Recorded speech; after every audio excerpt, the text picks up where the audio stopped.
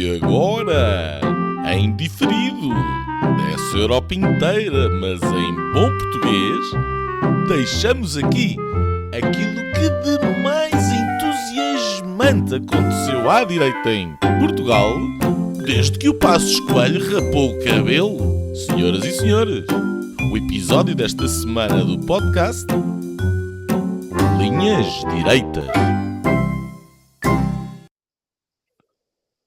Olá, estimados ouvintes, telespectadores, estimados amigos, cá me têm de volta nesta segunda ou terceira semana de março. Estamos a gravar 13 de março de 2025 e o país parece estar novamente à beira do colapso, pelo menos o país político, e eu ia já começar com... Hoje estava-me a lembrar, quando estávamos aqui a preparar para gravar, eu estava-me a lembrar de um título de um álbum dos Mão Morta que, salvo erro, se chama Há Muito Tempo que Nesta Latrina o Ar se Tornou Irrespirável. Eu acho que seria um bom título. Nuno Loureiro. O que é que queres que eu comente? A qualidade musical dos Mão Morta, o título? Para mim não é discutível a qualidade musical dos Mão Morta, portanto não acho que vale a pena, não acho que vale a pena, mas ia-te perguntar se há muito tempo que nesta latrina o ar se tornou irrespirável. A latrina tem um tampão, não é? Se quisermos continuar nessa metáfora. Bem, antes de mais, olá a vocês os dois, bem-vindo Nuno Poças. Eu sei que estiveste a ver o nosso programa em férias com muita atenção e, portanto, sabes perfeitamente tudo aquilo que nós dissemos nesse programa e não vais correr o risco de repetir.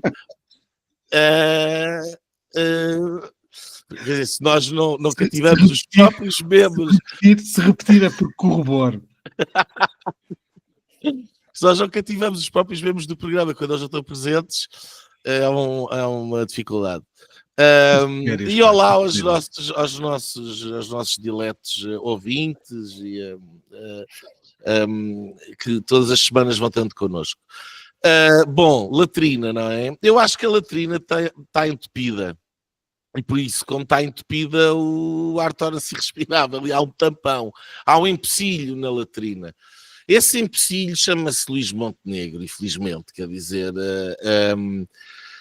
nós chegámos a um ponto, e como eu dizia, nem sei se foi na semana passada ou há 2 semanas, talvez te lembres, Nuno Poças, mas eu comentava que o caso Luís Montenegro é um caso que em grande parte foi empolado pelo próprio. E, portanto, eu lamento imenso, eu sinceramente lamento imenso, porque acho que isto não é bom para o país, acho que este governo é um governo melhorzinho do que a alternativa que poderia ter sido, que seria um governo de Pedro Nuno Santos, e é obviamente melhorzinho que a alternativa que se afigura que é um governo de Pedro Nuno Santos. Pronto. Agora, porque é que eu digo que o empecilho é Luís Montenegro? É por 2 razões. Neste caso em concreto é porque eu acho que é um bocadinho o exemplo do citado que apregou à festa, anuncia a festa, lança os foguetes, queima-se com as explosões, vai tomar duche no entretanto, o fogo alastra e quando vem chama os bombeiros e depois no fim, quando está tudo molhado e em escombros, ainda vai varrer e apanhar as canas da festa. E portanto foi o one man show. Foi o Luís Montenegro que deveria ter sido mais cauteloso na forma como gera os seus assuntos. Foi o Luís Montenegro que permitiu, através da promiscuidade da solução legal ou legalista, talvez seja mais correto pôr assim os termos, portanto, muito baseada no legalês e no facto de ele ser jurista e, portanto, aquilo para ele ser uma evidência que não tinha nada de mal, porque estava de acordo com segundo o seu entendimento, de acordo com a lei, não compreendeu a promiscuidade onde se meteu, não compreendeu que na posição de primeiro-ministro seria sempre fiscalizado e aquela situação nunca poderia ser resolvida daquela maneira. Portanto, esta falta de visão, esta irresponsabilidade, esta vista curta, um bocado de parolice, lamento, foi o que causou a crise, digamos assim. Aliás, nem é a crise, foi o que causou o caso, e depois quem causou a crise foi o próprio Montenegro a lidar com o caso. Porque se não há ilegalidade e havia uma promiscuidade, ele poderia ter tentado resolver a promiscuidade, enterrar o caso, bola para a frente, não há aqui nada de ilegal, não há aqui nada de grave, eu quero é governar. Mas ele não fez isso. Ele não só não resolveu a questão da promiscuidade, como em vez de ter uma reunião internacional, foi jogar golfe com quem paga a tal avença à empresa da qual ele é detentor por entreposta pessoa das cotas. Portanto, um duplo desrespeito pelas pessoas aqui.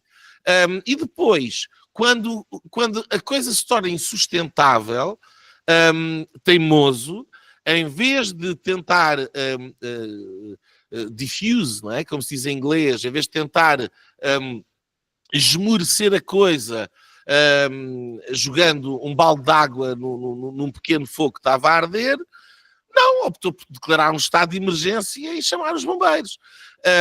E fez aquela coisa da moção de confiança, portanto, transformando aquilo que ele dizia que era um não caso numa questão da qual ele fez depender a continuidade do governo, e transformou um caso particular de Luís Montenegro num caso do governo e da queda de potencial queda do governo.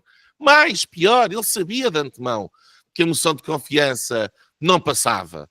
O Pedro Nuno Santos tinha avisado que não a votaria, o André Ventura tinha avisado que não a votaria, e quando ele a coloca, ele sabe que ela não vai passar, ele sabe que está a usar um instrumento que vai ser responsável, se aprovado, pela queda do governo. E a única pessoa que poderia ter impedido a queda do governo era ele próprio, retirando a moção de confiança. O que ele, ainda para mais, pôs em cima da mesa, numa negociação nunca antes vista em democracia em Portugal, ou antes, nunca antes vista em Portugal, nunca se viu uma coisa deste género, em que, utilizando um instrumento de ameaça de eleições, procurou condicionar um instrumento absolutamente legítimo, democrático, parlamentar, de procurar, inconvenientemente, é certo, mas de procurar esclarecer o caso que ele próprio não esclareceu devidamente. Portanto, ele foi progressivamente aumentando sozinho a gravidade da situação em que se encontrava, atingindo aquele ridículo. Não há outra palavra. Eu lamento imenso, eu gostava de estar aqui a defender, mas não posso. É patético. É patético. A discussão, no fim, eram 10 dias de duração da CPI.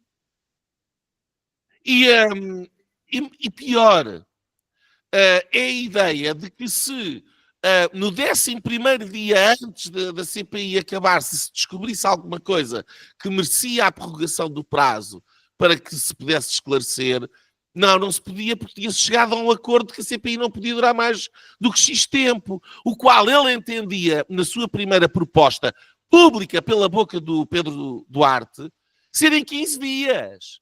Mas quem é que em 15 dias é notificado sequer para ir dar esclarecimentos a uma CPI, quanto mais aqueles que depois se venham a averiguar durante a própria CPI que teriam que ser convocados para o efeito. Portanto, tudo isto é absolutamente ridículo. É ridículo. E, aliás, eu tenho a sensação que no momento, porque eu segui isto live on TV, que é uma coisa rara, a votação da moção de confiança, e eu quase que jurava que via lágrimas a aflorarem a cara do Luís Montenegro. E acho que não era pela propriamente pelo facto de ser o governo que estava ali a cair, é porque eu acho que ele sabe a asneirada que fez. Ele criou isto tudo sozinho. E pior, ele conseguiu fazer do Pedro Nuno Santos um tipo responsável, porque quer dizer, o Pedro Nuno Santos disse tudo aquilo, entre muitas asneiras, mas disse tudo aquilo que também qualquer pessoa que eu acho idónea e independente, sem interesse direto na questão, pensaria, quer dizer, então o escrutinado está a tentar limitar a forma como é escrutinado. E ainda mais, utilizando um instrumento que não é suposto utilizar para o efeito, portanto, uma negociação entre vou para eleições, ou vocês fazem aí limites à forma como vão investigar, ou vamos para eleições, portanto, que é uma coisa que não é de todo aceitável. E nem sequer era enfim, parece-me, do interesse dele. Porque foi revelar que, no fundo, como desde o início, apesar de muitas negações e contra-informação e truques e malabarismos, afinal eles tinham medo, era da CPI, ou ele, ou o primeiro-ministro. Se calhar nem tem, mas é a imagem que passa. Portanto, ficámos sem governo. Tivemos aqui um malabarismo absolutamente deplorável. E o último ponto, toda a narrativa do governo naquele debate parlamentar, enquanto tentava condicionar em que moldes é que a CPI, neste caso o prazo, já no fim, porque aquilo era o negócio em que já ia dando tudo, quer dizer, só no fim, só não deu, porque perdia completamente a face. Porque aquilo foi... Se fosse um jogo de strip poker, ele estava de tanga no fim, pronto, e rejeitou ficar nu à frente das câmaras e dar a razão ao Pedro Nuno Santos, que não tinha perdido uma única peça de roupa na negociação. Mas o ponto, de facto, é que a narrativa do governo é de quem causou a crise foi o Partido Socialista. Mas o Partido Socialista causou a crise porquê? Foi o Partido Socialista que fez o regime legal da empresa pela qual havia avanças pagas ao núcleo familiar do Luís Montenegro? Foi o Partido Socialista que sequer denunciou essa situação? Foi o Partido Socialista que apresentou uma moção de censura baseada nessa questão em particular? Mas o Pedro Nuno Santos acabou a dizer que viabilizou um orçamento, que até votou contra, ou viabilizou o governo contra 2 moções de censura, e simplesmente disse que não daria confiança ao governo. O que é compreensível. Portanto, eu não consigo, e eu peço desculpa pela minha um estado de perplexidade. Eu acho que no fim disto tudo, o Luís Montenegro revelou a sua completa inépcia. Inépcia jurídica, inépcia de comunicação, inépcia de percepção política, inépcia de estratégia política, inépcia de garante da estabilidade governamental.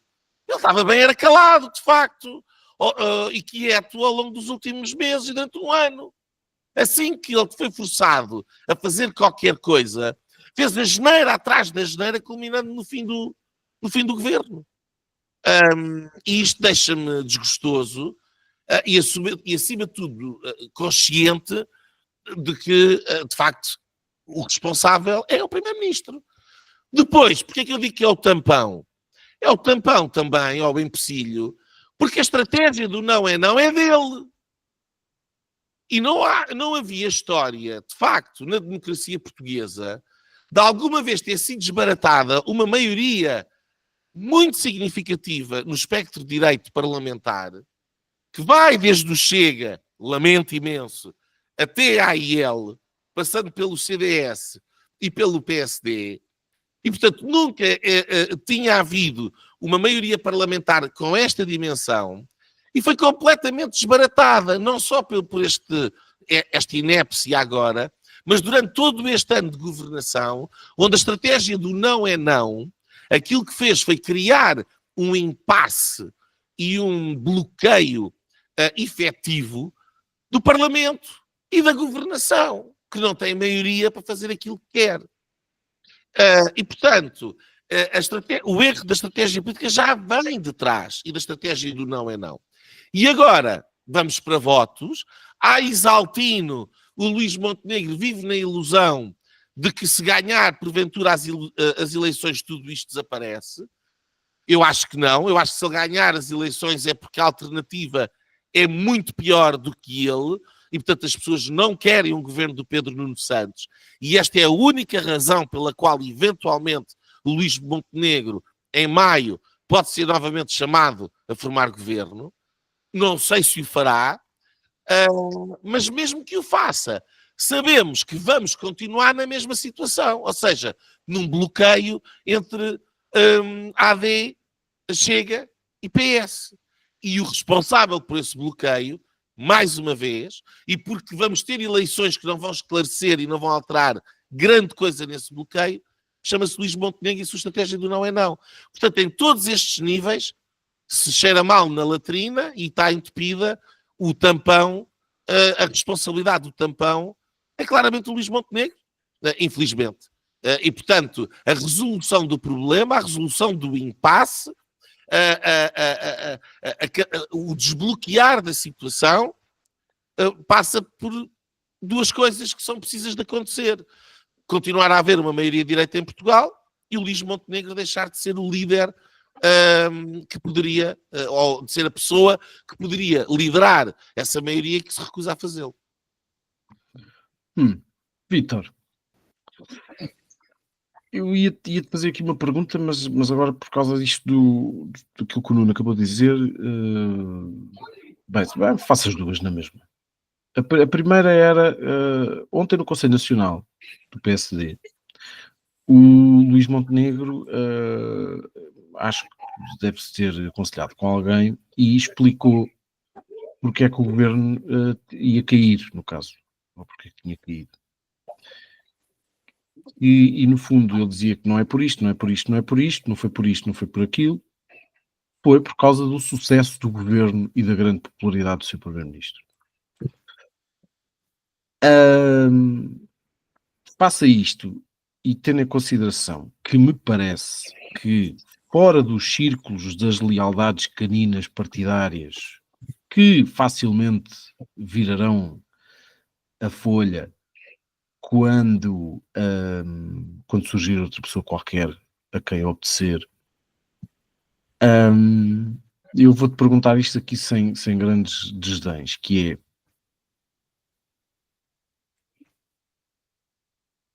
hipótese e quando é que existe de haver essa mudança de liderança no PSD? E eu acho que todos nós sabemos de quem é que se está a falar.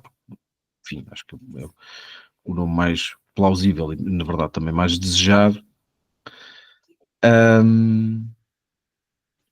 E já agora também não me pareceu ingênua a aparição de uma série de gente ontem no Conselho Nacional do Partido. Portanto, quando aparece a doutora Manuel Ferreira Leite em auxílio do doutor Montenegro, eu não sei se não andam a afiar uma série de facas a alguns. Mas tu vês com alguma possibilidade, na verdade, sendo certo que obviamente ninguém sabe o que é que vai na cabeça dele, mas este regresso de Passos Coelho à política é possível no prazo de um ano, digamos? Bom, olá aos dois, olá aos nossos ouvintes, todos os que nos seguem. Bom, antes de responder às tuas perguntas, deixa-me dizer que concordo quase na totalidade com o que o Nuno Lebreiro disse. Eu gostaria só de adicionar aqui um ponto. Eu acho que isto foi uma estratégia, eu disse na semana passada, de Luís Montenegro, aproveitar tudo aquilo que se estava a passar para dar aqui um Cavaco 87, Pedro Nuno Santos não está muito bem, houve aqui os problemas das malas do Chega e outros problemas que não vale a pena aqui falar. Deixa-me tentar aproveitar isto. Não quero ser cozinhado e enlumbrando durante este tempo todo, agora com CPIs e com mais moções de censura, dou aqui o golpe. Mas não lhe sei muito bem, porque eu não segui como o Nuno aquilo que aconteceu na terça-feira, por questões profissionais, mas fui lendo pelo Observador, pelo Expresso, pelo Público, e depois aquela negociação no final, como não disse, dos dias em que poderia durar a CPI, quer dizer, isso foi absolutamente patético, ou é ou não é.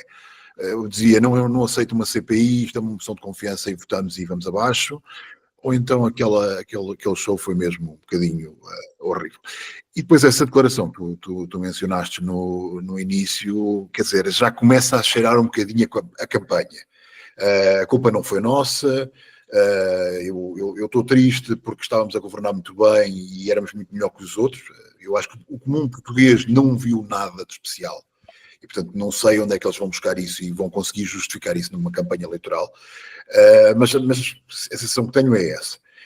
E, obviamente, não sei se dentro do PSD, também não tenho esses contactos, mas fora, e especialmente em certas redes sociais, tu já notas muita gente a dizer eu quero o Passos Coelho. O Passos Coelho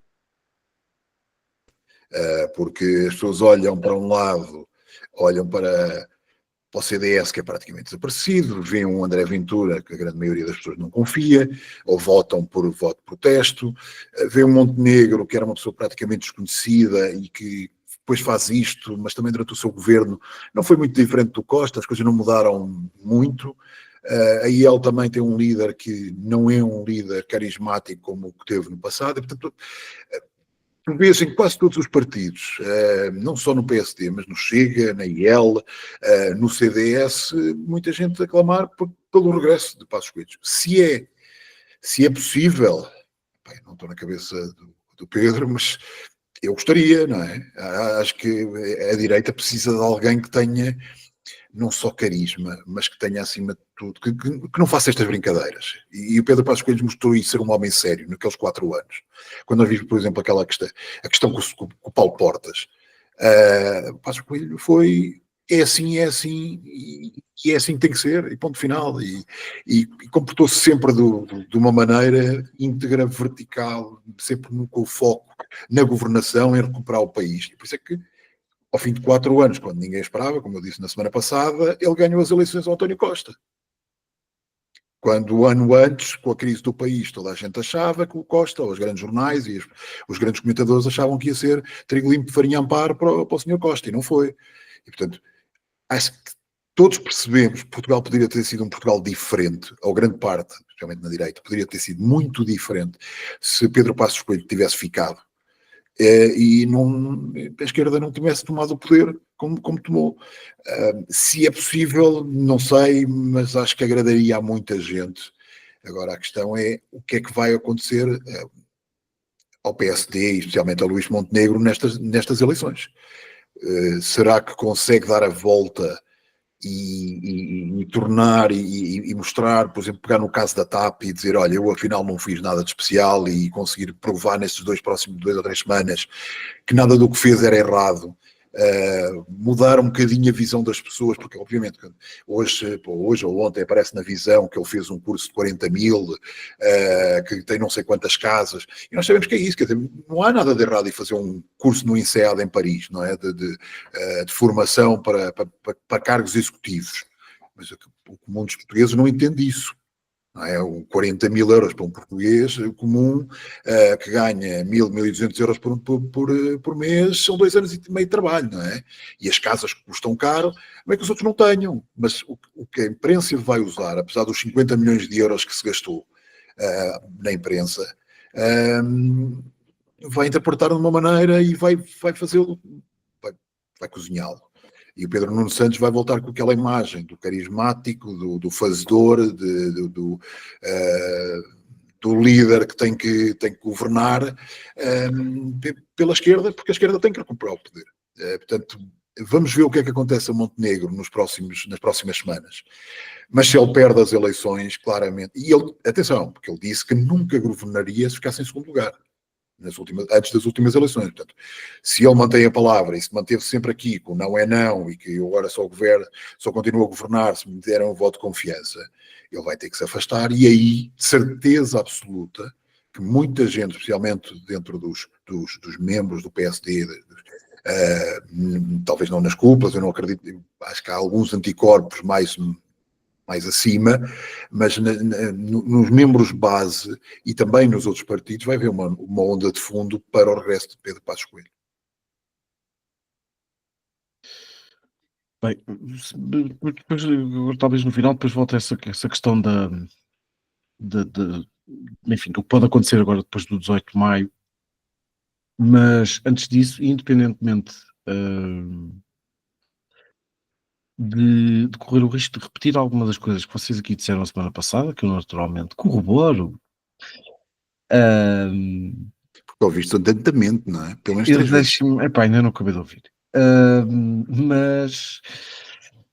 Mas deixem-me talvez fazer aqui andar aqui uns pontos um bocadinho para trás.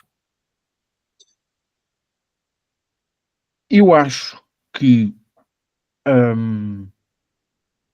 este problema em concreto, e eu aqui concordo com o Nuno, na verdade quem cavou a sua própria sepultura foi o próprio Luís Montenegro. Este problema em concreto,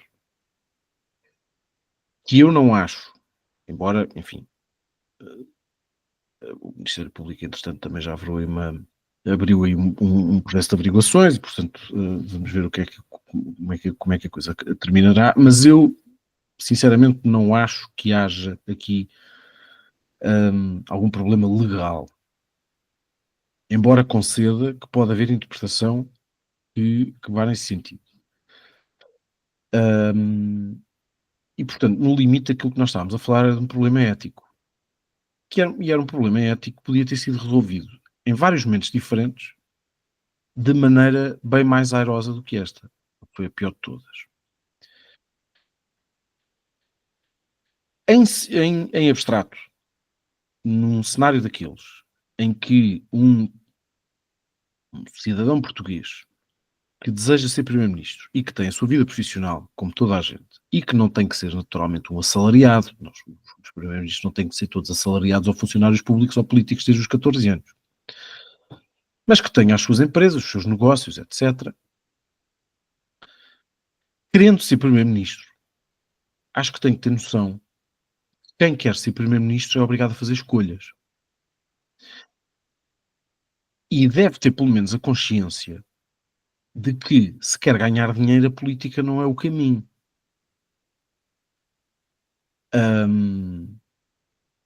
Eu acho muito bem que os políticos sejam devidamente remunerados. Acho que as tarefas no fundo, é de alto desgaste, é de elevada exigência e, portanto, merece essa remuneração. E acho que é uma grande demagogia dizer que os políticos ganham demais. Em alguns casos podem ganhar mais do que merecem, mas não é isso que está em causa. Mas um candidato a primeiro-ministro e um líder do PSD tem que fazer escolhas. E, portanto, tendo que fazer escolhas, e na verdade Luís Montenegro sabia que tinha que fazer essa escolha. Porque se não soubesse que tinha que fazer a escolha, tinha mantido a empresa na sua esfera, e, portanto, tinha-se mantido como sócio principal. Só que Luís Montenegro quis fazer uma habilidade. E essa habilidade já toda a gente sabe qual é. E, portanto, eu lembro, o último programa que eu gravei aqui há 2 semanas, eu lembro que nós terminámos o programa com isso, com a capa do Expresso que dizia que a empresa do Primeiro-Ministro continuava a receber avanças em fevereiro e março de 2025. Em 2 semanas, vê lá bem. Sim, sim. Se foi há muito mais tempo. Sim, não, foi há 2 semanas. Em 2 semanas, sim. Aquilo que era uma coisa incómoda. Sim. Não, porque isso, quer dizer, vamos lá recuar aqui. E esse era o segundo ponto onde eu queria chegar. há 3 semanas, aquilo que o André Ventura descobriu para se ver livre de pilha-galinhas e pedófilos e abusadores de miúdas foi inventar aquela incompatibilidade com a lei dos solos, que era uma treta de todo o tamanho.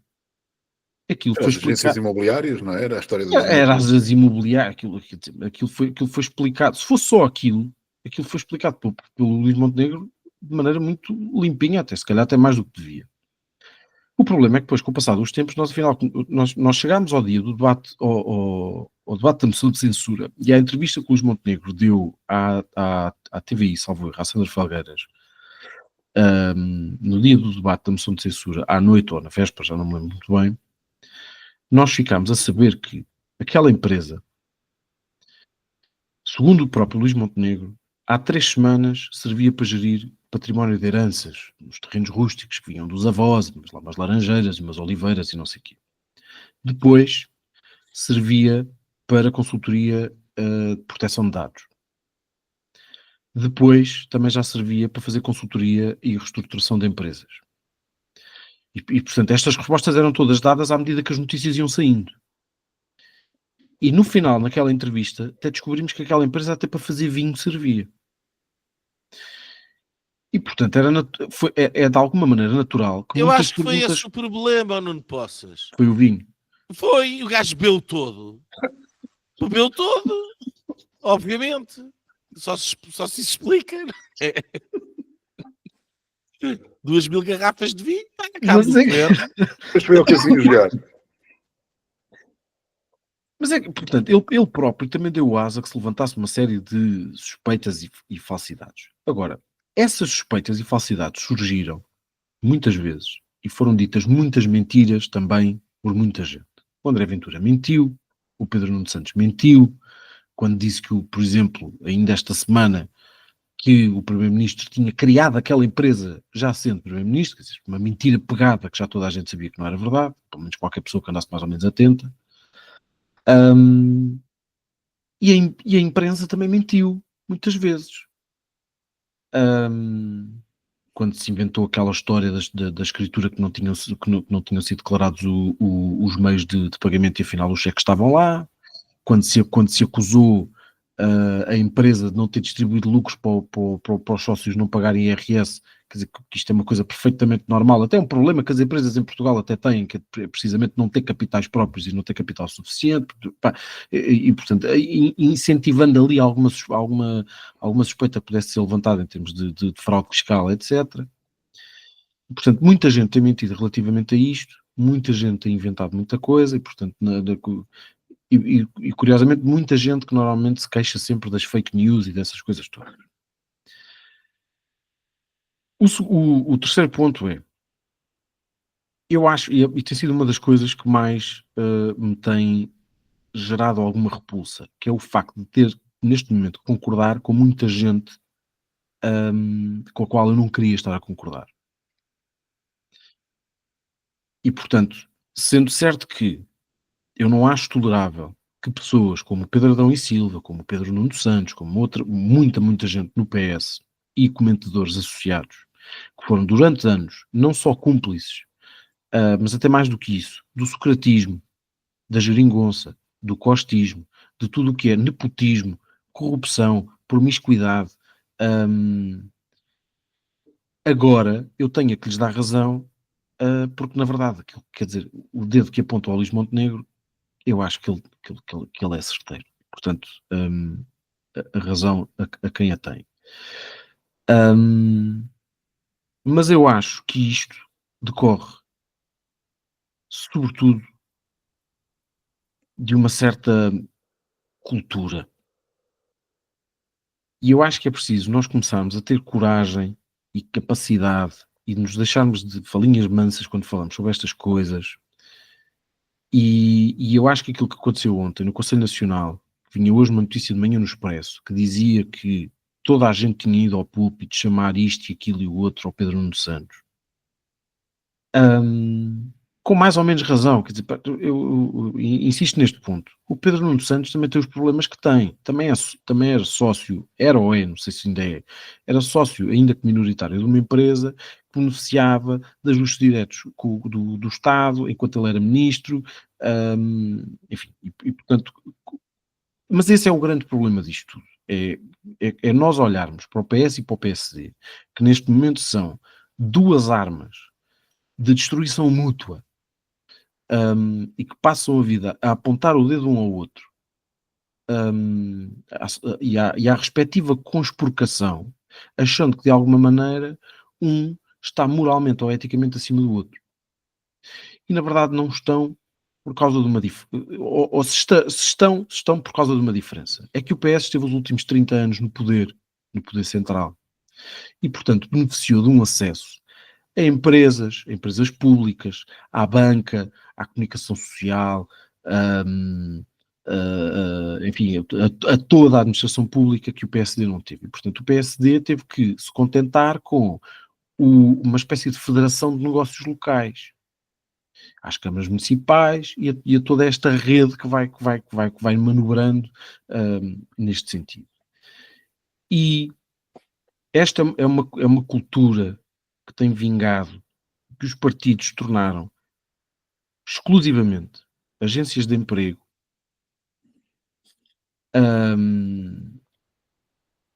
que funcionam praticamente como elevador social, que são grandes fábricas de tirar inúteis da irrelevância política social do país, e que têm produzido muito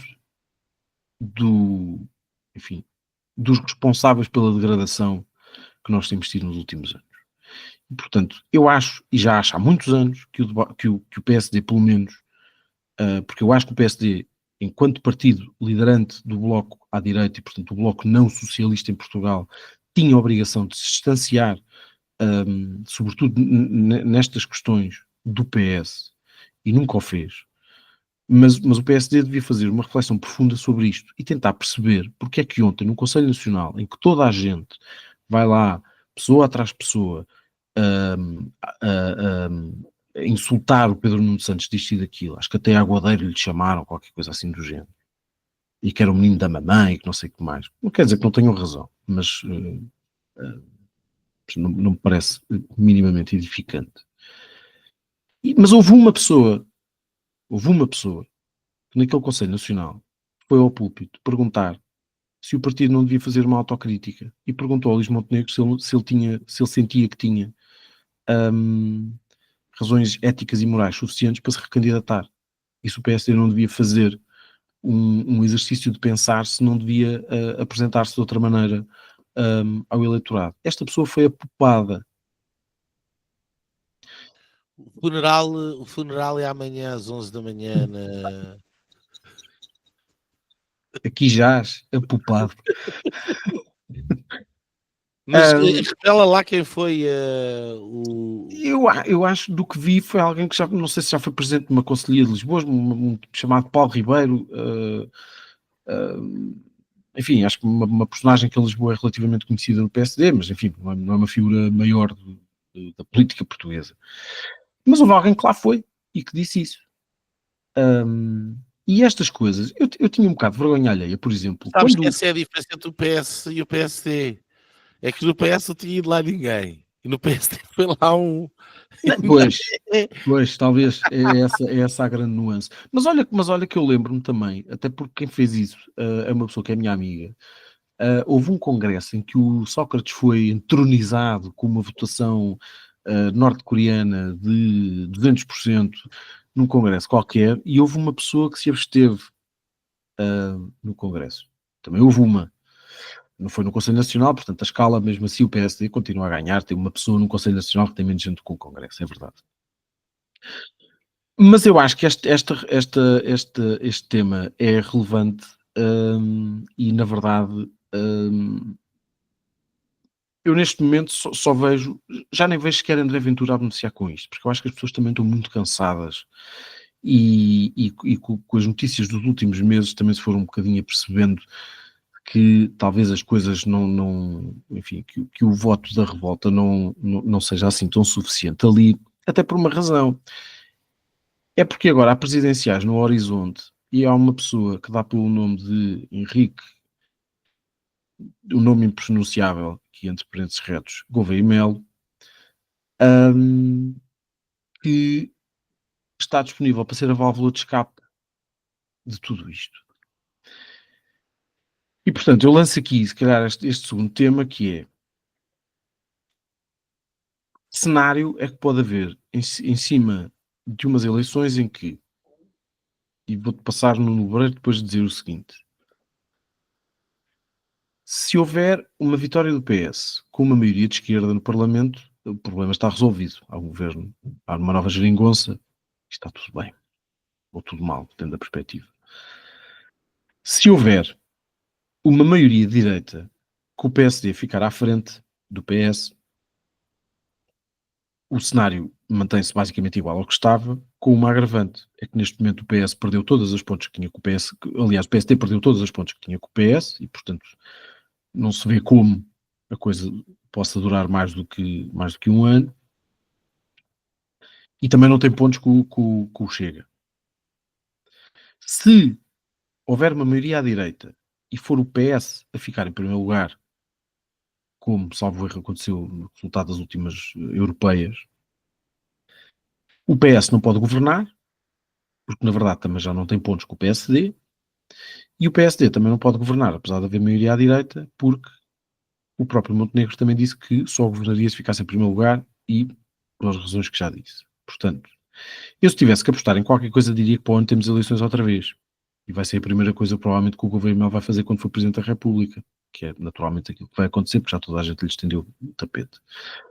Ou a passadeira vermelha. E, portanto, por isso é que eu há bocado estava a fazer esta pergunta ao Vítor. Havendo um cenário em que o PS fica em primeiro lugar, mas não consegue governar por não ter maioria à esquerda, o PSD naturalmente terá que mudar de líder. E, forçosamente, terá que haver eleições no menor espaço de tempo possível em função dos limites constitucionais. E era nesse contexto, e eu acho que é talvez nessa hipótese que algumas pessoas possam estar a jogar, ou na expectativa de que a mudança da liderança do PSD se dê nessa altura, e é talvez muita gente tem essa expectativa. Eu gostava que ela acontecesse, mas não sei se acontecerá ou não. De facto, Pedro Passos Coelho sentisse que nessa altura, então sim, possa fazer sentido, até porque não vai substituir um primeiro-ministro, pode submeter a eleições naturalmente, na verdade não faz acamar ninguém dentro do partido, e aparece nos termos em que eu acho que ele gostaria de aparecer. A questão é, durante este tempo todo, em que estado é que fica o país? O país está em suspenso, mas eu acho que não. Mas não vai andando, curiosamente. Não, mas é o atrito. É o atrito. A coisa está mais ou menos assegurada economicamente, porque por mais as janeiras que se façam não podem ser muito grandes, porque senão Bruxelas não dá o visto prévio. A situação tal como ela está, sabe-se que há a válvula de segurança, a rede de segurança do BCE, portanto, compra mais, compra menos, etc. A coisa não é por aí que vai cair. E o lento declínio dos serviços públicos e das coisas, enfim, quer dizer, que pagamos, esse é como ao sapo. A água está mais quente, mas ainda não está a ferver. E, portanto, o lume está brando e a coisa vai cozendo devagarinho. Agora, quanto aos cenários, não, antes dos cenários, e portanto, eu não acho que o país fique diferente. Quer dizer, se tiverem duodécimos, no fim vai dar ao mesmo. São os orçamentos do Costa. E portanto, não é muito diferente daquilo que este governo fez. Aquilo que este governo fez foi, houve aqui um conjunto de acordos, houve um conjunto de iniciativas positivas em algumas áreas, mas quer dizer, verdadeiramente nós sabemos que é impossível governar, porque ou verdadeiramente reformar, porque quer dizer, se é não com o Chega, e ainda mais o Chega também gosta de votar com o Partido Socialista, e quer mais isto e mais aquilo e mais aquele outro para distribuir ao mesmo tempo que exige menos impostos. Portanto, com rédea solta de facto não serve para nada, não é um partido responsável na Assembleia da República, e acho que vai ser penalizado por isso. Por outro lado, a ideia de que se pode eventualmente fazer algum acordo de reforma no país com o Partido Socialista é não perceber nem o país, nem o Partido Socialista, nem nada. Quer dizer, o Partido Socialista teve 10 anos para fazer isso e não fez, porque este país que nós temos hoje em dia é um país à imagem do Partido Socialista. É o país das garantias, no papel, que depois, na prática, não existem porque as coisas são todas mal geridas e os recursos são mal alocados, porque a gestão é grandemente centralizada e não há capacidade de devolver à sociedade o espaço que o Estado, polvo, foi progressivamente ocupando. Posto isto, o verdadeiro impasse não se resolve nem no último ano, nem a duodécimos, nem com o Pedro Nuno Santos e uma maioria direita, nem com o Luís Montenegro e a mesma maioria direita, pelas razões que eu dizia há bocado, por causa da estratégia do não é não. Portanto, eu estou a olhar para as coisas de uma maneira um bocadinho diferente. Eu acho que vai continuar a haver essa maioria de direita, porque aquilo que há de perder, eu acho que naquela bolha mais exaltada com o Montenegro, mais desapontada com a situação toda, esse voto vai cair na IEL em grande medida, porque a IEL, mal ou bem, tem uma postura bastante responsável. Economicamente é um partido seguro, porque percebe-se mais ou menos o que é que querem, apesar de não ser muito sério também às vezes, mas no meio desta bandalheira total, quer dizer, chapou, não é?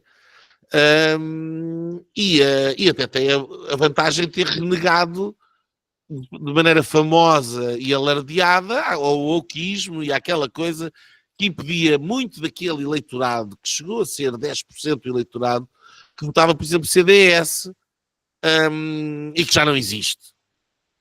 E que está um bocado órfão, quer dizer, e portanto está a entrar a AD e qualquer coisa. Eu acho que, portanto, aí ele vai claramente beneficiar desta situação, vai colher os louros da sua boa prestação e vai servir de válvula de escape de quem olha para Montenegro como um empecilho, quer votar à direita, não gosta de Ventura porque vê um catavento e não tem mais opções. Portanto, nesse aspecto, acho que ele vai claramente subir.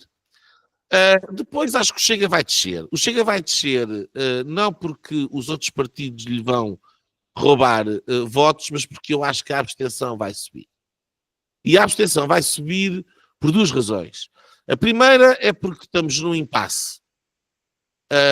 E esse impasse parece óbvio que vai continuar, ganhe quem ganhe. O que torna as eleições grandemente irrelevantes.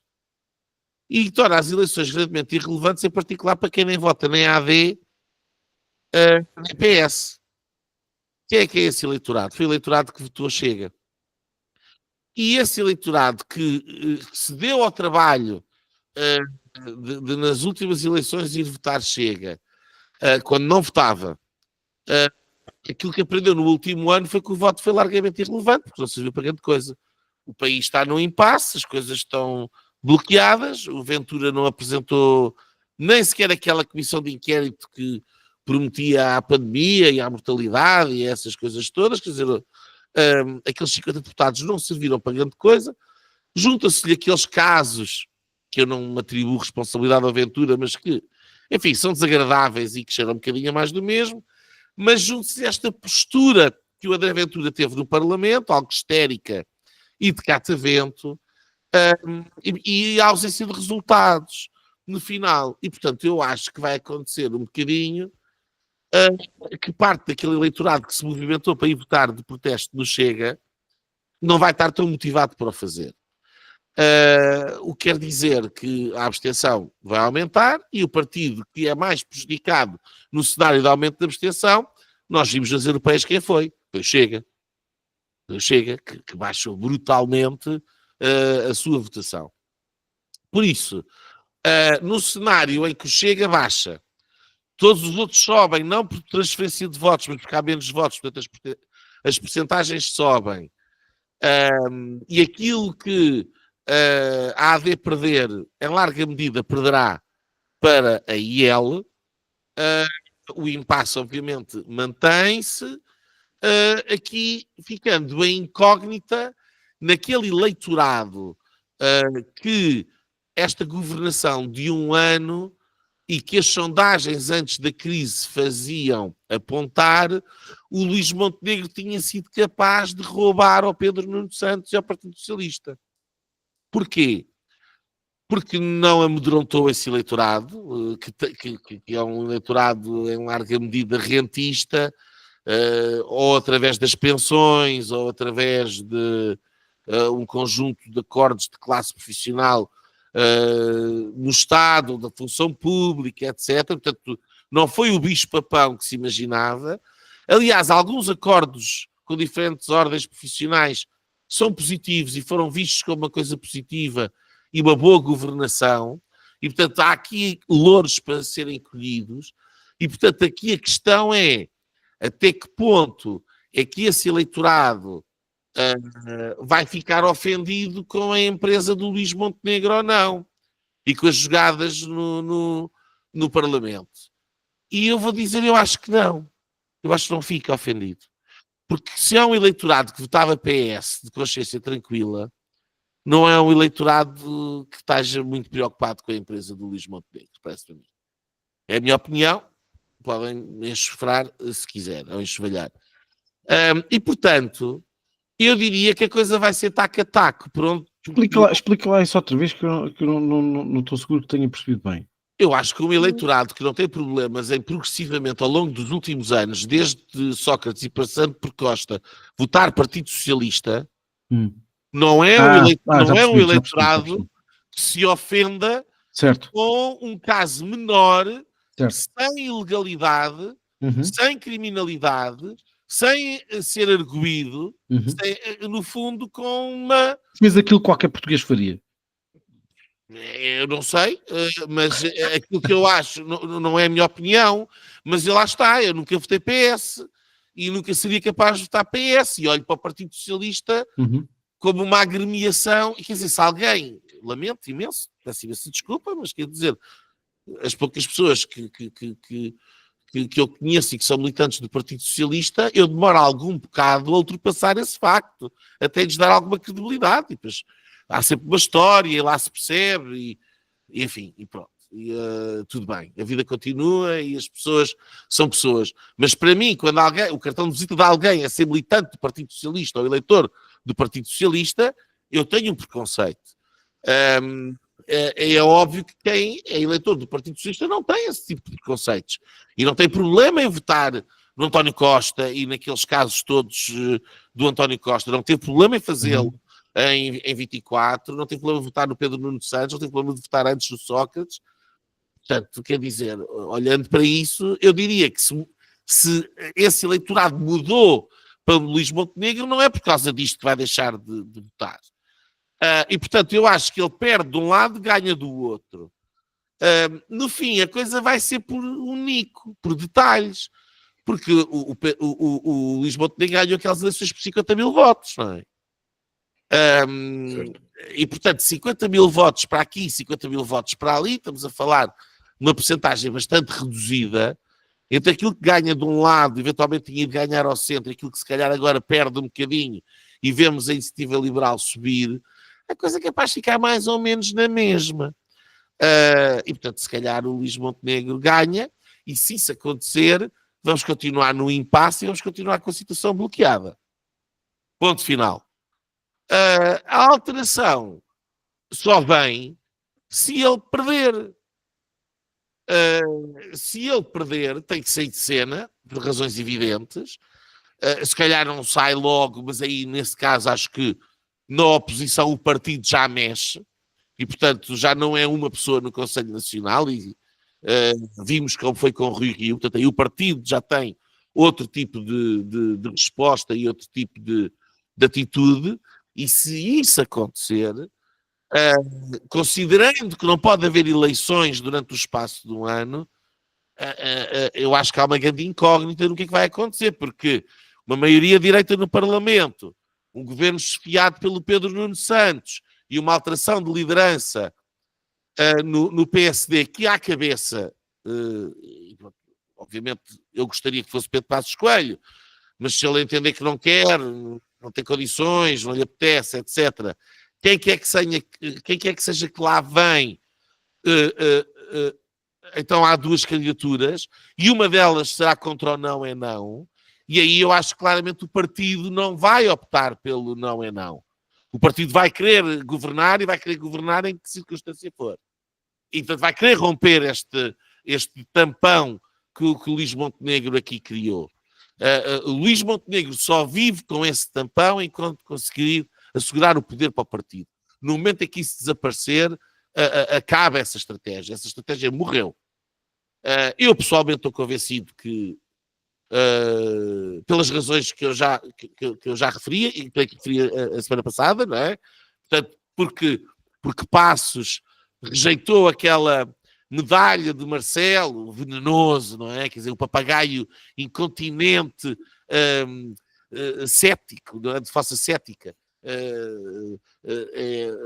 Queria dar-lhe a medalha de vai-te lá embora reformar, e que ele rejeitou e bem, porque disse que ainda não estava a idade de estar reformado politicamente, e depois a rejeição, muito contra a vontade do próprio Montenegro, de ser candidato a Belém, indica que, então pronto, quer dizer, ele está disponível de alguma maneira, não está reformado politicamente, mas não quer o lugar de Presidente da República. Bem, então, só sobra um. E portanto, eu faço a minha leitura de que, sim, Pedro Passos Coelho é uma possibilidade política de regresso, única e exclusivamente por estes dois argumentos. E eu acho que são bons, sinceramente. Acho que são bons. Acho que alguém que tivesse decidido definitivamente arredar-se da política, como por exemplo Fernando Nogueira fez, teria aceito aquela medalha, não teria dito aquilo que disse, e alguém que tivesse interessado na política e não tivesse particularmente obcecado, se calhar, com terminar o seu legado e retomar aquilo que foi, quanto a ele, indevidamente interrompido com o golpe de Estado constitucional de António Costa e da Geringonça em 2015, candidatar-se à presidência da República seria a reforma política e o culminar de uma carreira política de sucesso perfeita. Ainda para mais num cenário onde, independentemente das crenças acerca de Gouveia e Mel, eu acho que Gouveia e Mel só existe porque Pedro Passos Coelho não está lá. E do vazio existe Gouveia e Mel. Portanto, não o querendo, eu acredito nisso. É uma crença minha, é uma opinião, enfim. Assim sendo, e o facto de ele pairar, e calmo aqui, eu acho que prejudica Montenegro, porque vai haver muito boa gente que percebe que se estiver a votar em Montenegro está a impedir o regresso de Passos Coelho.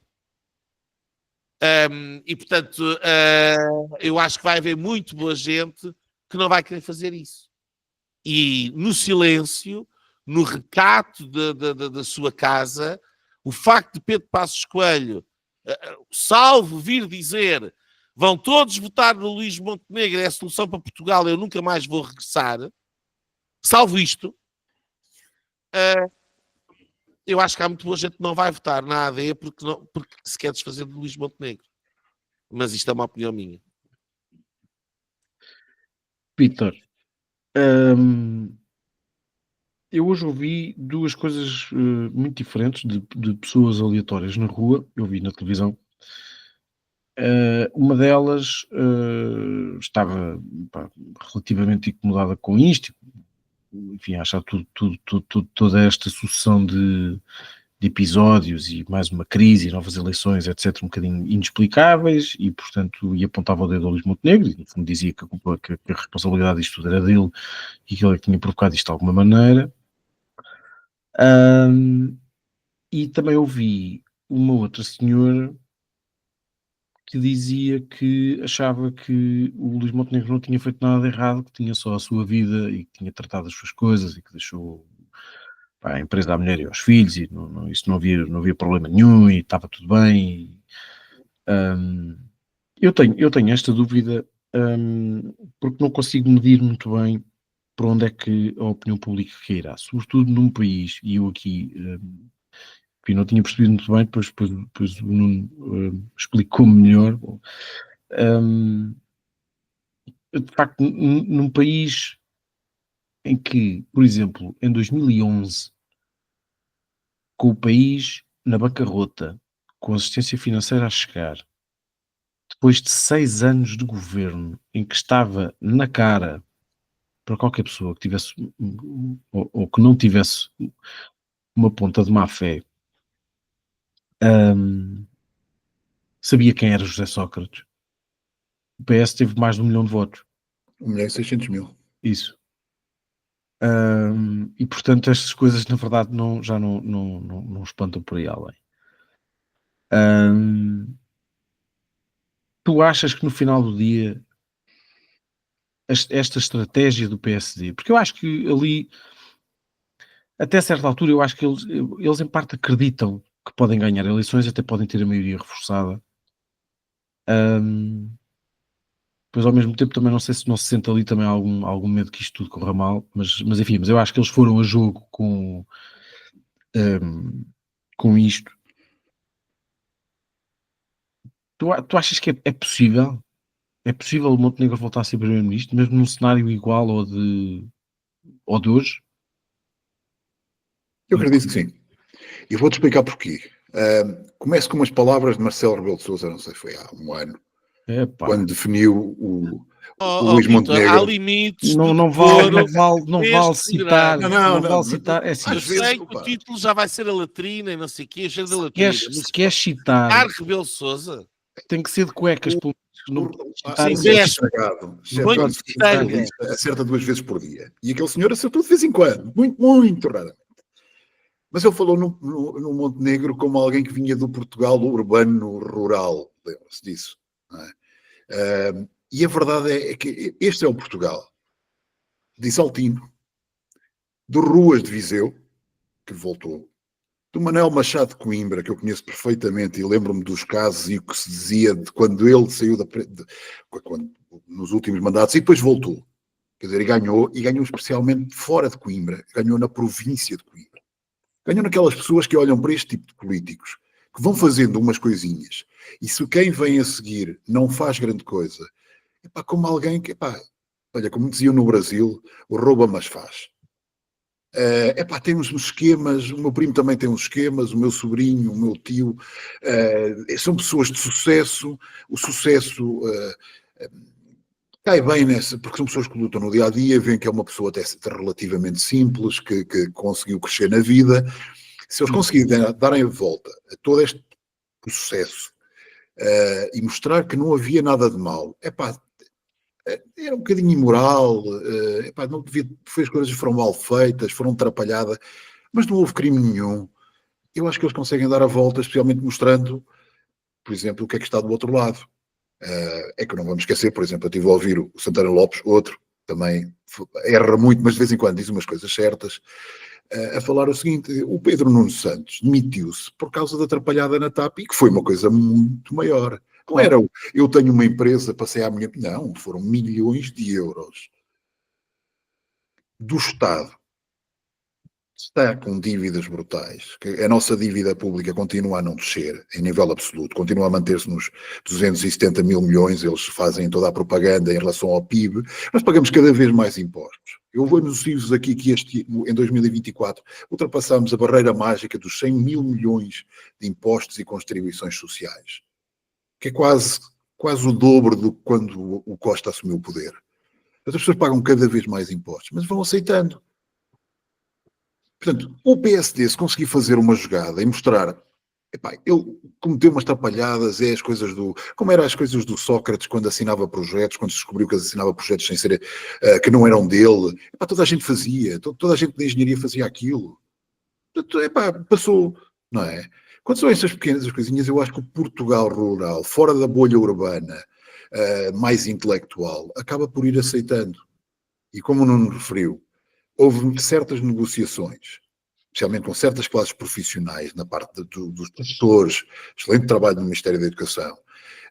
Na saúde a coisa foi mais atrapalhada, mas na parte militar, ainda há pouco li várias coisas sobre o Nuno, do Ministério da Defesa, em que as coisas parecem ter corrido relativamente bem. Então, acho que há uma certa classe portuguesa, muito votante silencioso, aquele que, por exemplo, se levantou do sofá para ir votar no Chega o ano passado, porque tinha raiva, e este pode ser que vá votar porque, epá, este gajo até fez algumas coisas, estão nas tintas, se ele tem uma empresa, se ele tem casas. O Costa também tinha casas, o Medina também comprou umas casas assim meio, ninguém sabe bem como. Pedro Olha, Nuno o Medina está muito solidário com o Luís Montenegro. Pois, claro, sim, porque para o Medina, o futuro do Medina passa pela queda de Pedro Nuno Santos. Isso é mais do que óbvio, não é? Portanto, apesar de depois ter uma adversária de peso. Mas a questão, eu acredito que Montenegro pode vencer estas eleições. Acho que é uma jogada arriscada. Quem é amigo do pessoal do Sol Verde gosta de arriscar, não é? Tinha que mandar esta boca. Mas não, mas eu acho que sim, eu acho que é acima de tudo. Fazer esquecer um bocado este caso. Eu acho que o PS vai apostar muito e a imprensa mais amiga vai continuar a influenciar e a revelar coisas, mas faltam o quê? Faltam 8 semanas. Mas 8 semanas, deixa-me só acabar aqui. Eu acho que em 8 semanas vai esquecer muita coisa. O PS não tem moral para falar. Mas é isso. Portanto, eles podem apontar o dedo à vontade que ninguém lhes diga nenhuma, só isso. É isso. Pronto, mas estas 8 semanas tu podes enterrar muita coisa e podes começar a apontar coisas ao PS. E o Pedro Nuno Santos que tem muito para destapar. Também tem ali uma latrina boa. Mas esse é um problema. Pá, se nós olharmos só para aquilo que o bocado estava a dizer, se nós olharmos só para esta coisa de agora, no momento das eleições, tentarmos fazer aqui um bocadinho análise a Marcelo. O Marcelo também nos viciou um bocado nisto, que é o que é que o PSD vai dizer do PS, o que é que o PS vai dizer do PSD, vamos ver quem é que vai ganhar mais com isto e não sei o quê, e como é que as pessoas vão se sentir mais incomodadas ou não. Mas isto é um desastre total. Claro. Isto é um desastre total. São duas armas de destruição mútua, pá. Isto é... Não se vai discutir nada, vai-se só discutir os casinhos. Ponto. Repara não vai que discutir estratégia para o país, não vai discutir nada. Nesse aspecto, eu acho que nós estamos também a enterrar aqui um bocadinho o Ventura demais, porque neste aspecto isto está bom é para o Ventura. Pois.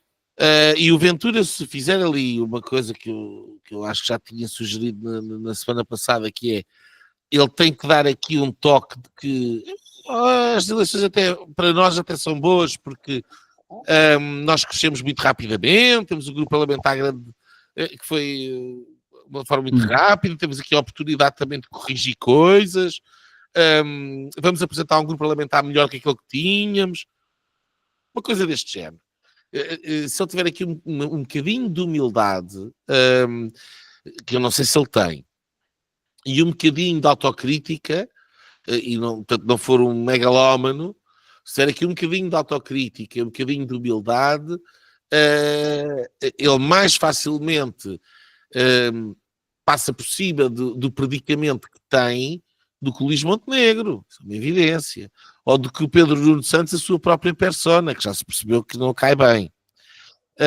Portanto, ainda há aqui esta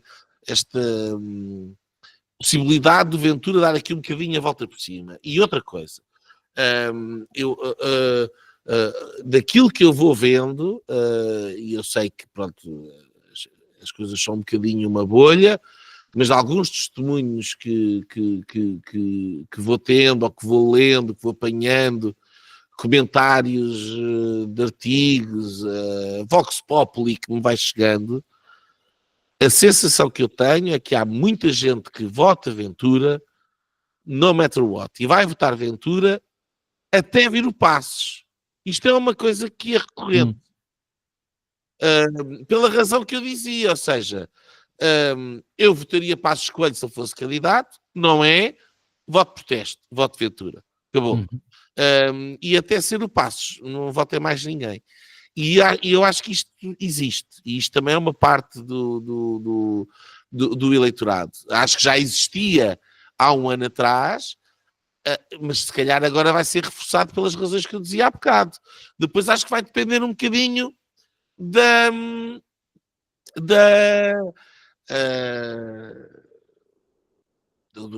personalidade do eleitor desiludido com Montenegro. Se há alguém que está mais irritado e que quer magoar e chicotear e está desiludido, se calhar vai para Ventura, afinal de contas ele é que tinha razão.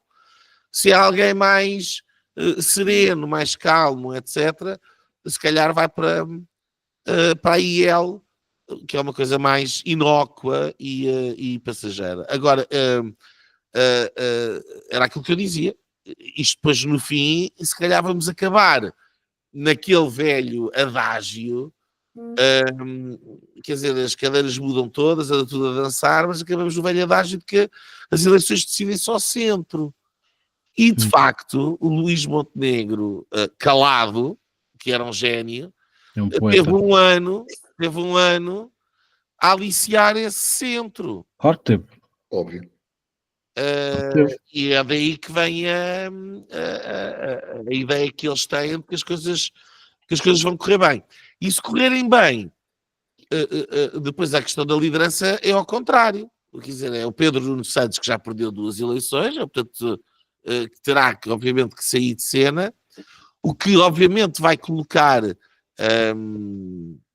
em causa a liderança do Partido Socialista, mas mais do que isso, eventualmente todo o novo panorama para qual é que será a eleição que, passado um ano e tal, nós vamos ter, com eventualmente um primeiro-ministro, tens de ter o cenário de ganhar as eleições e o Partido Socialista mudar de direção, com o primeiro-ministro que vai continuar a ser grelhado durante um ano com a CPI. Com a CPI, exatamente. Que não vai a lado nenhum, não é? Deixa-me pôr aqui um outro ponto. Imagina que o Luís Montenegro perde as eleições, o PSD, o AD fica em segundo lugar, mas a esquerda mantém 100 deputados. Toda a direita tem 130, mais ou menos, que é mais ou menos o que tens agora, não é? Ou até um bocadinho maior, podem crescer. E a direita não vota toda contra o novo governo. Luís Montenegro decide não avançar. Acham que é possível, mesmo não sendo Pedro Passos Coelho, porque uma coisa é que o PSD chegou ao poder, depois de muitos anos chegou ao poder e não quer sair de lá. De certeza absoluta que não quer nem o CDS. Avançar um outro candidato que não seja Luís Montenegro. Há aqui um caso intermédio, Vítor.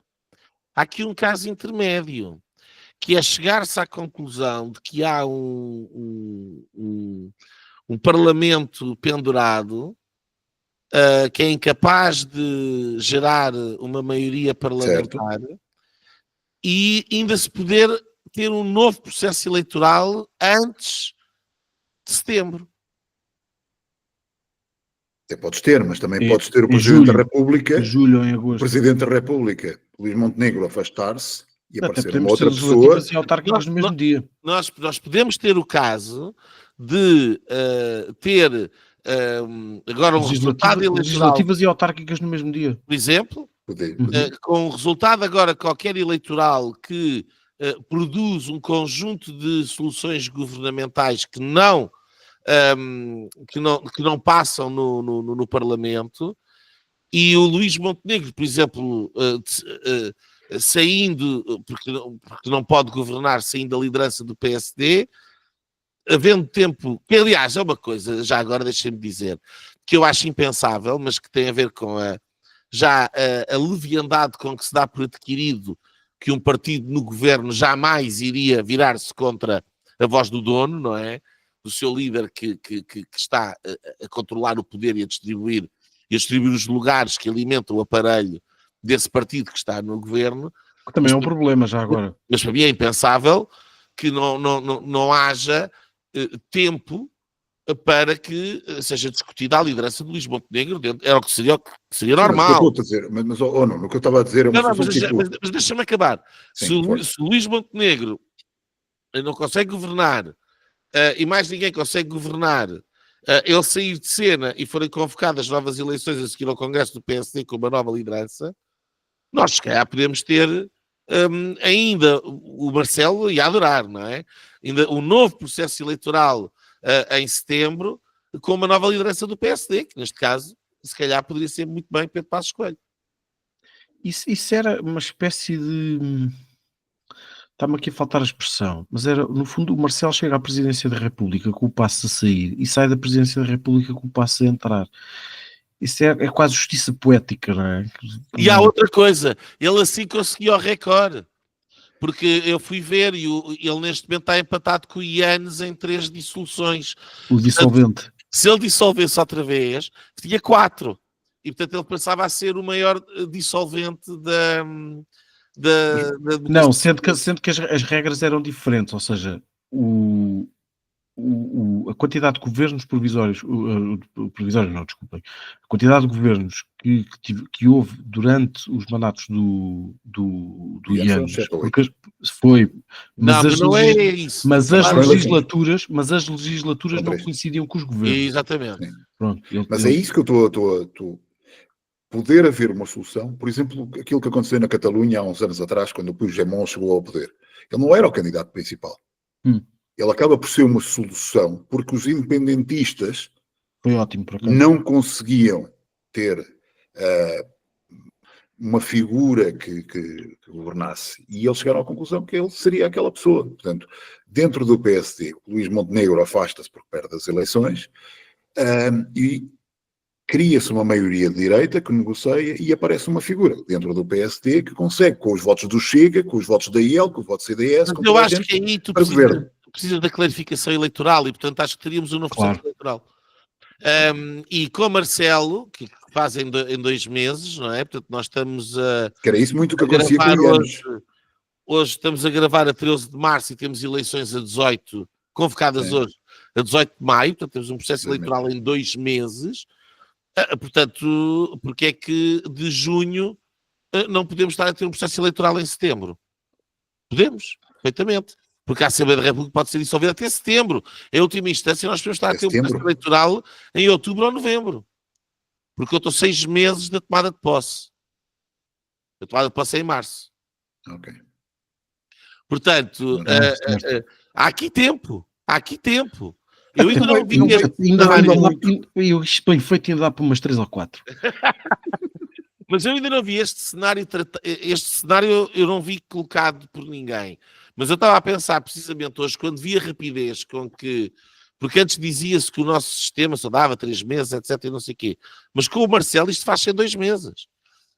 E portanto, se ficarmos neste impasse e o resultado eleitoral for tal que force o Luís Montenegro a sair de cena, bem, quer dizer, quase que há 3 semanas dá para ter um candidato do PSD novo a legislativas. Faziam em outubro com as eleições do Benfica e o Rui Costa podia se candidatar aos dois lugares.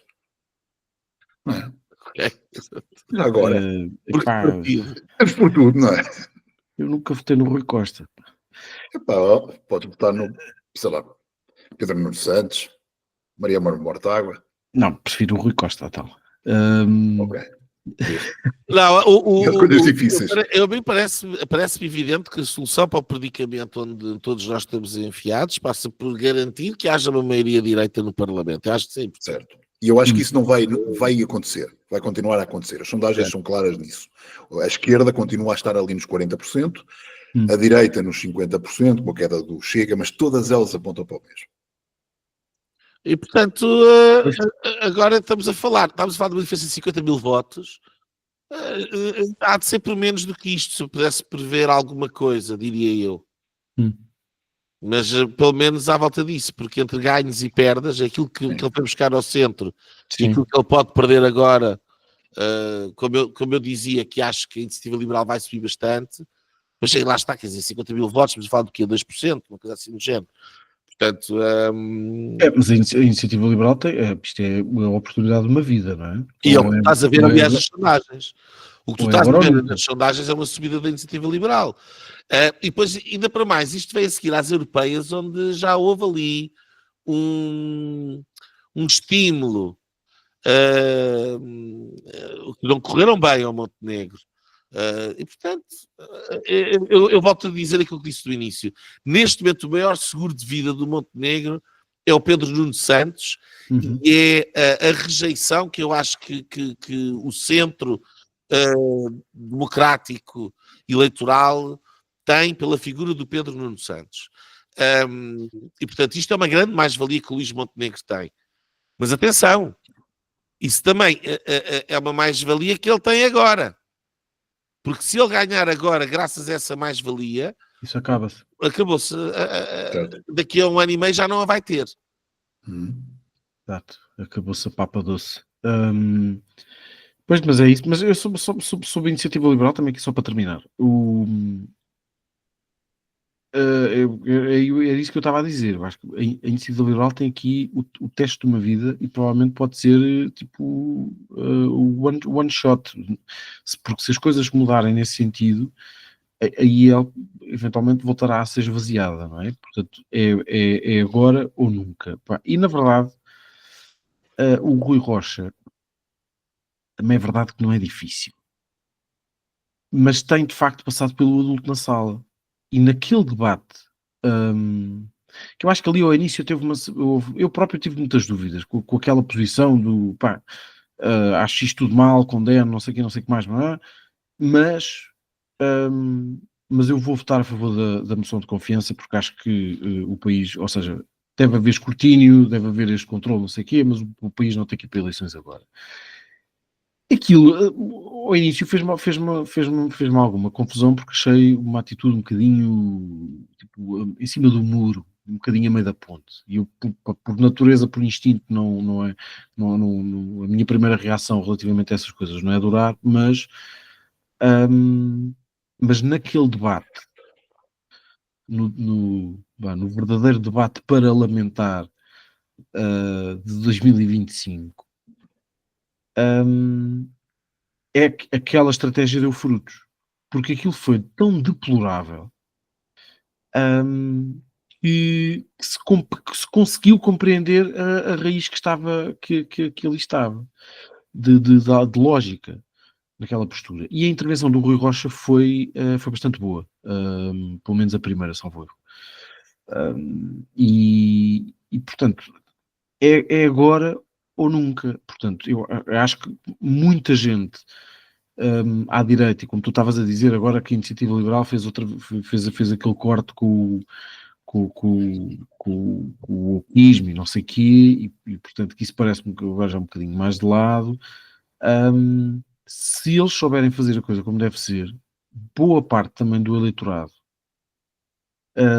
mais à direita, que está descontente com esta governação, vamos chamar eufemisticamente ao centro da AD, que no fundo faz aqui um bocadinho à PS, né? Que no fundo é uma espécie de feira de ciganos em que toda a gente sai satisfeita, uma esmolinha para este, uma esmolinha para aquele, um bocadinho para aqui, um bocadinho para ali, é como se fosse uma espécie de leilão de variedades. Há muito eleitorado à direita que não gosta disso, que acha que o governo não teve qualquer espírito de reforma, não soube sequer afirmar sequer a intenção de o fazer. Até podia ter dito, pá, eu quero muito, mas aqui no Parlamento é que não me deixa. Mas nem sequer foi esse o caso. E há muita gente que se cansou disso e que neste momento, na verdade, não tem grandes hipóteses.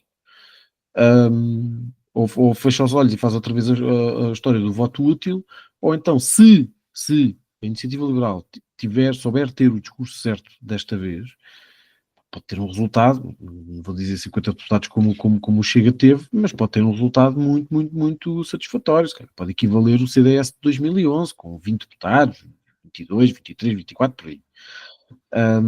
E isso tenho muita expectativa relativamente a isso. Uma coisa que me chateia um bocadinho mais é que as sondagens... Só uma coisa, Nuno, posso só fazer uma coisa? Também me entristece um bocadinho no meio disto, é porque eu acho que ninguém merece nada. Porque assim, eu por acaso gosto do Rui Rocha.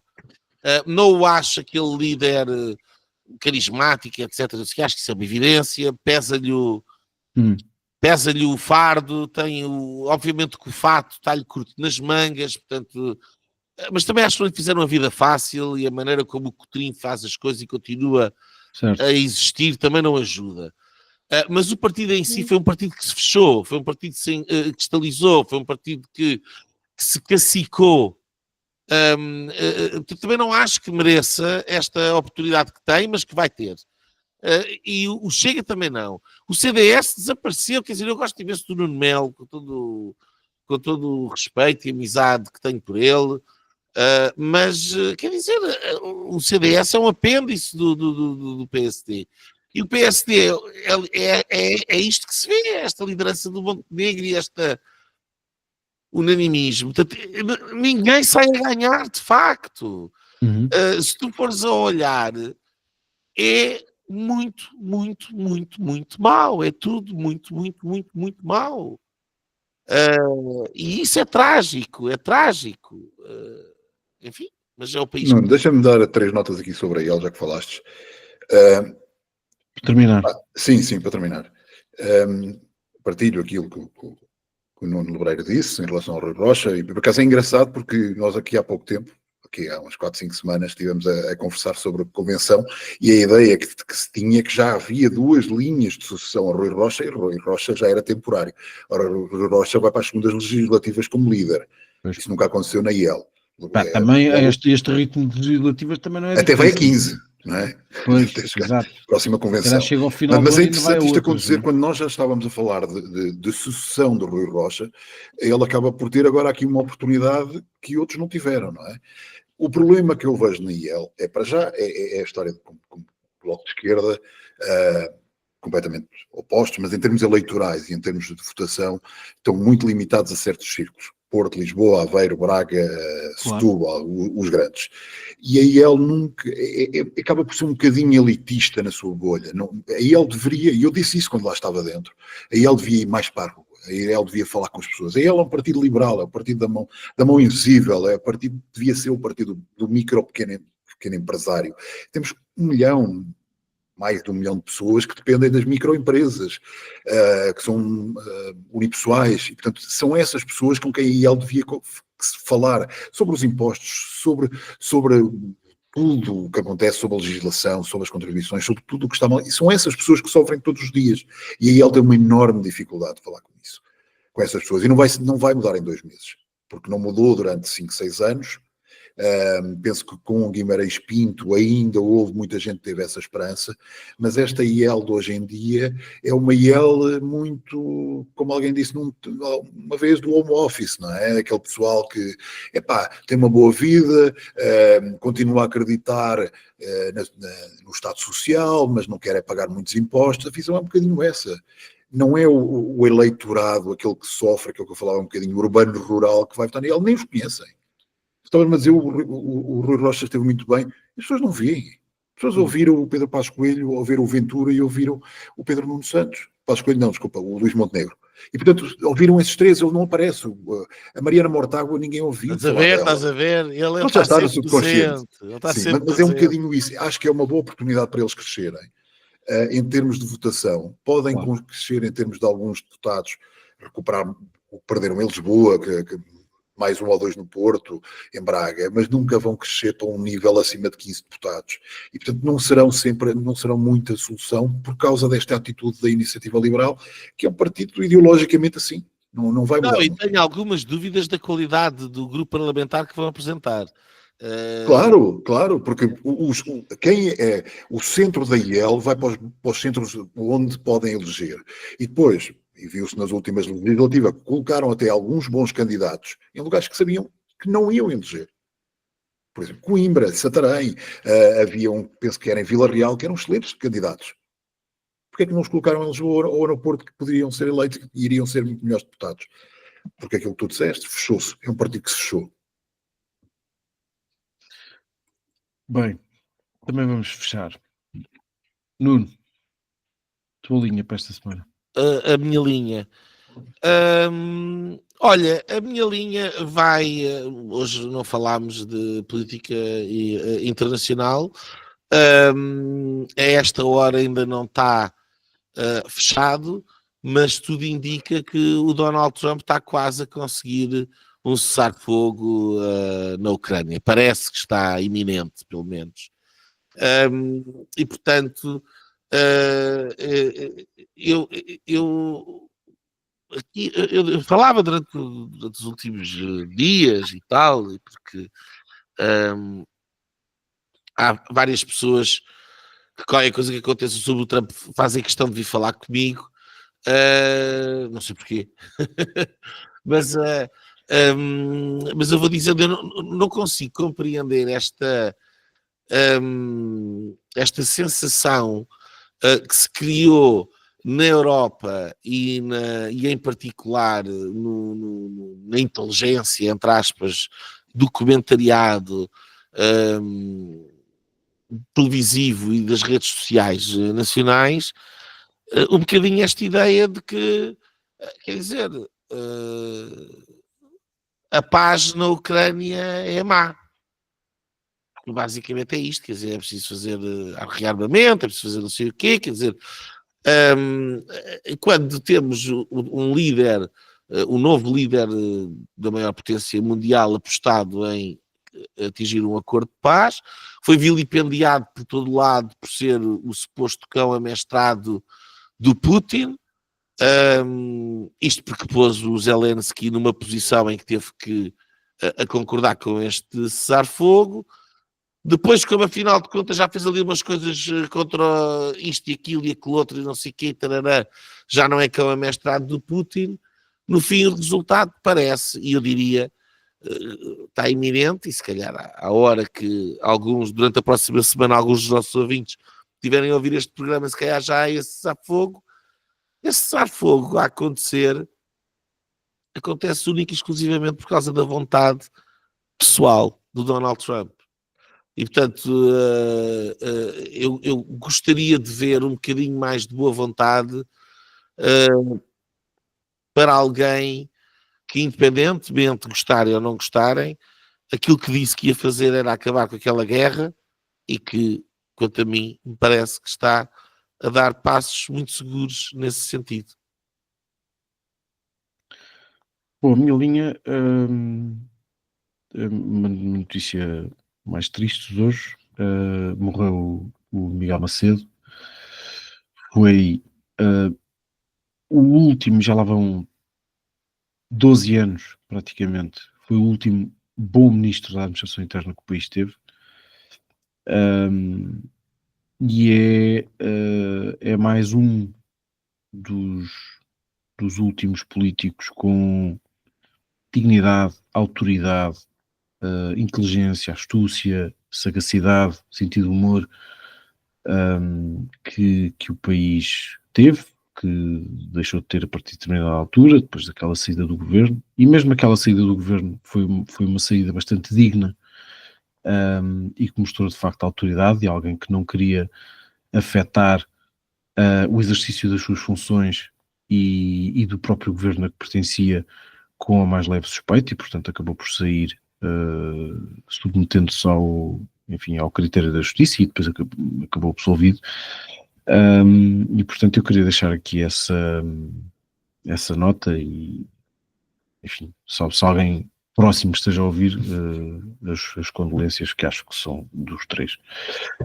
Nuno, possas, desculpa, eu sei que isto é tudo muito mau tom, depois da minha linha de interromper ali o Vítor, desculpa Vítor, mas já agora, eu a semana passada esqueci-me de dizer, passou-me, porque até tinha pensado fazer como linha, mas uma menção ao José António Saraiva, que faleceu a semana passada. Eu por acaso gostava imenso dele.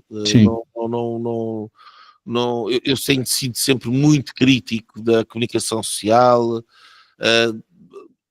dos jornais em particular, das redações. O António Saraiva é de um tempo onde eu acho que parte destas minhas críticas não existiam, é de um outro tempo de facto.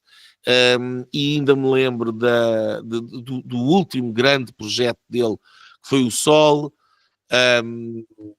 Combateu de que maneira o socratismo? Exatamente, era isso que eu ia dizer. Eu lembro-me, eu tenho uma capa na memória do povo. Do povo. Eu tenho esse jornal em casa. Sim. Pronto. Quantas capas hoje em dia que tu tens na tua cabeça de jornais que sejam publicados hoje em dia? Se calhar nenhuma, não é? Ao longo dos últimos 10 anos. E, portanto, o José António Saraiva tem esse mérito.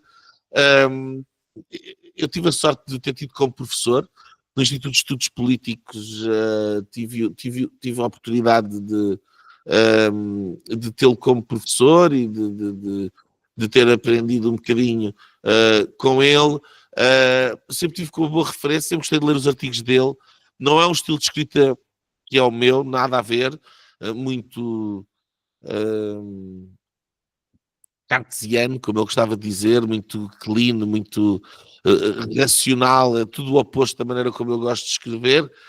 Sou mais romântico, digamos assim, na escrita, mas ainda assim a clareza de espírito positivista e a frontalidade com que ele sempre escreveu, denunciou, acho que também merecia aqui uma menção e, obviamente, as condolências também para a família, para os amigos mais próximos. E com toda a razão. Vítor.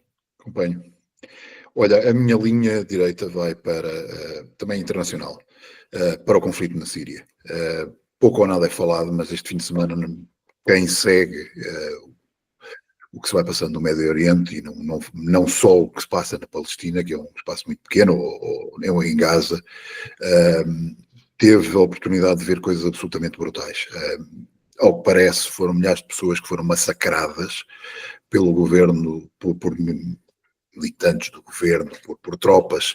Muitas delas nem são sírias, mas que são, vêm da Chechênia, vêm da China, vêm de outros locais, vêm do Afeganistão, para massacrar aquilo que são os alauítas. Neste momento, isso aconteceu ali na zona de Tartus, que é no noroeste entre o Líbano e a Turquia, e fala-se também do apoio da Turquia a essas fações. Qualquer coisa que acontece na Palestina ou em Gaza, como por exemplo cair um míssil do Hamas que cai no parque de estacionamento de um hospital e em 5 minutos nós temos políticos, jornalistas no mundo ocidental a falar em 500 mortos, números exatos de mortos dentro do hospital, porque os israelitas são tremendos e são isto e aquilo, e depois durante uma semana praticamente não ouvimos falar deste autêntico massacre de pessoas. Não está a acontecer a sul, porque tanto os drusos como os cristãos estão a ser um bocado protegidos por Israel, que já fez questão de proteger a zona a sul de Damasco.